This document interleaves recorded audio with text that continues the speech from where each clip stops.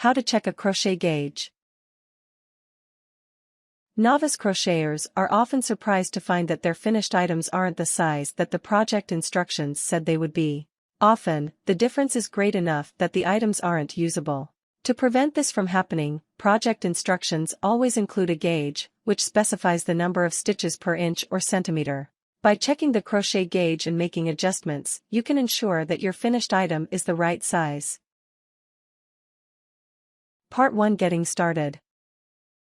1. Read the project instructions and select the correct yarn weight and hook size. Some instructions will specify a brand name and material for the yarn, but you can choose something else as long as it's the same weight. The weights are typically listed as bulky, worsted, sport, etc. Most yarns will have this written on the label, but sometimes they might have a number that correlates to the weight instead. For example, 0, lace. 1, superfine or fingering. 2, fine or sport. 3, light or DK. 2. Find the gauge information on the pattern. You can find this near the top of the pattern, often just below the yarn and hook recommendations. It will tell you how many rows and stitches there should be within a set of inches, centimeters. It will typically be written as gauge, #stitches and #rows equals 4 inches, 10.16 centimeters. #stitches and #rows in single crochet equals 4 inches, 10.16 centimeters. 3. Make a foundation chain about an inch or so longer than the recommended gauge swatch. Making your square larger will help make measuring more accurate later on. For example, if the pattern calls for a 4 by 4 inch, 10.16 centimeters, gauge swatch, your starter chain should be 5 to 6 inches, 12.7 to 15.24 centimeters. 4. Crochet a square using the pattern's recommended stitch. The pattern will tell you what stitch to use for the gauge. In most cases, this will be the single crochet stitch, often written as SCS. If the pattern calls for something different, such as double crochet, then you should use that instead. Again, make sure that your square is a little bit larger than what the pattern recommends. 5. Block the square, if necessary. Some crochet patterns recommend that you steam or block the finished piece. You should treat the gauge piece the same way as you would the finished work. If the pattern says to steam or block the finished project, then you should do the same to the gauge piece. A simple way to block is to place a towel over your swatch, and then iron it using lots of steam.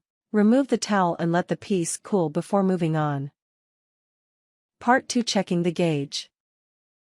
1. Lay your swatch down on a flat surface in a well-lit area. Make sure that you can see your stitches and rows clearly. Also, make sure that the swatch lays smoothly, there should be no bumps or ripples. 2. Mark out a square on your swatch using sewing pins and a tape measure. Make sure that the square inside your swatch is the same size as the gauge. For example, if the gauge is 4 by 4 inches, 10.16 centimeters, then your square should be 4 by 4 inches, 10.16 centimeters. You will count your stitches within this square. 3. Count the number of stitches and rows in your swatch. If your stitches are very small, you might find it easier to count them with a pencil or knitting needle. This way, you won't accidentally count 2 small stitches as 1 stitch. Consider writing down the number of stitches and rows on a scrap of paper. 4. Compare them to the pattern. In order for the gauge to be correct, the number of stitches and rows within that square must match up to the pattern's gauge. If you have too many or too few stitches, rows, then you will need to make some adjustments, and make another square. Part 3, Making adjustments. 1. Change the hook size if the gauge is off. Sometimes, the gauge will be off, even with the correct hook size. This is usually due to working too tightly or too loosely. A quick fix is to simply use a different sized hook. Keep making swatches and changing hook sizes until your gauge matches up with the patterns. If your swatch has too many stitches and rows, you are crocheting too tightly. Go up a hook size. If your swatch has not enough stitches and rows, you are crocheting too loosely. Go down a hook size. 2. Try making your stitches a little looser if you can't get another hook. If you are crocheting too tightly, then avoid tugging as much. This will help loosen your stitches. If you are crocheting too loosely, then work tighter by giving the yarn a slight tug after each stitch. 3. Try a different yarn. Some yarns are just thinner than others, despite being the same weight. Other yarns are easier to work with or stretch better. Try to use a yarn that is similar to the one in the pattern. 4. Create another square and measure again. Keep making adjustments in squares until your gauge matches the pattern's gauge. Tips. Consider building a template for your gauge. Cut the center out of a square of cardboard to match the gauge, then lay it over your work to count the stitches and rows that are framed by the template. Don't cheat by stretching your piece until it matches the gauge. You won't get a very accurate count of stitches this way. Try to work on a flat surface, such as a table or your lap.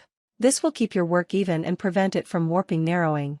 Some patterns will only tell you how many stitches your gauge should be, and omit the number of rows. If your project is supposed to be worked in the round, as opposed to back and forth, consider making your swatch in the round too. Some people's gauge changes depending on whether they work in the round or flat back and forth.